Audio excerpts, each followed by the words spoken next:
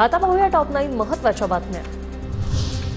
मनोज जरांगेंचं अटक वॉरंट पुणे कोर्टाकडून रद्द, कोर्टाचा अवमान होईल अशी वक्तव्य टाळण्याच्या जरांगेंच्या सूचना। मुख्यमंत्री एकनाथ शिंदे यांचं सिल्लोडमध्ये जोरदार स्वागत, मुख्यमंत्र्यांच्या हस्ते लाडकी बहिणी योजनेचा शुभारंभ।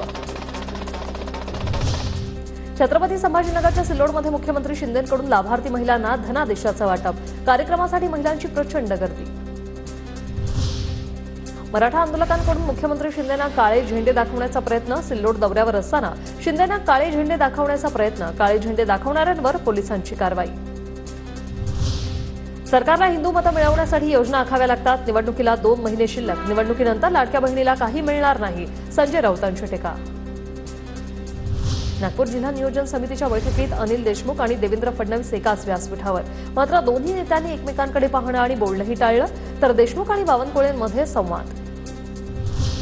संभाजीराजे छत्रपतींवर एकेरी बोलणं हा राजघराण्याचा अपमान, संभाजीराजेंचा अपमान करणाऱ्यांचा जाहीर निषेध, जितेंद्र आव्हाडांच्या गाडीवरील हल्ल्यानंतर मंत्री उदय सामंतांची प्रतिक्रिया। छत्रपती संभाजीनगर आणि धाराशिवच्या नामांतराला विरोध करणारी याचिका सुप्रीम कोर्टाने फेटाळली, नामांतराप्रकरणी हस्तक्षेप करण्याचा सर्वोच्च न्यायालयाचा नकार।